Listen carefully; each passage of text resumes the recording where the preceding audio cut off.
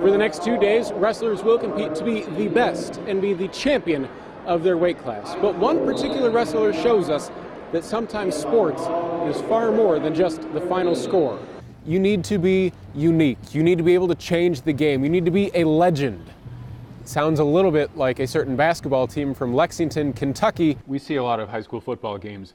I guarantee neither of us knew his name before about 9 p.m. on Friday night. But everybody in Wayne did. And they certainly do now. Yeah. On Football Friday night, we like to show the biggest touchdowns from high school football games around our area, but sometimes even the plays that seem the smallest turn out to be huge. But what about the fans? Well, right behind me, crews are busy working on building grandstands so thousands of fans can come and watch the Saints during the preseason. Parrot heads can bring their fins to White Sulphur Springs for a cheeseburger in paradise and help Jimmy look for his lost shaker of salt. Oregon's not the only school who gets cool uniforms when it comes to big games. Joe Whitcamp is one of the strongest men in the world. That's what his silver medal in an international weightlifting competition says. Joe Whitcamp is one of the strongest men in the world, from the waist up.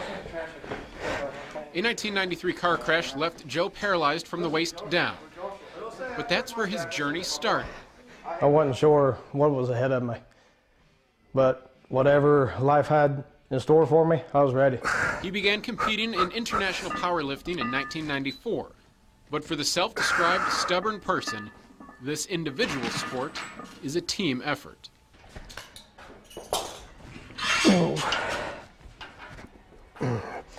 And if it weren't for these guys, I wouldn't be able to do this. Joe and a group of friends lift weights together in his basement. But his success on the international stage is shared with the group. He's probably one of the most competitive people you ever meet.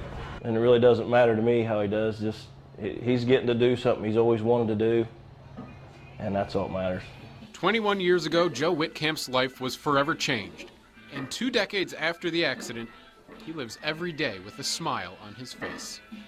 It makes me more positive. I know if that had happened to me, I just know how I am. I would probably be one of those people that would be depressed about the situation, and he's not like that. I never would have dreamed that I'd be doing probably something like this when, my accident first happened. I was having nurses coming in, dressing me. I wasn't sure if I'd be able to dress myself for the rest of my life. My life was turned upside down, and I wouldn't go back and do it over for nothing. I love the life that I live today. Just because we was put in a chair don't mean our lives are over. That's just a beginning. God, He dealt me another deck of cards, and now I'm all in.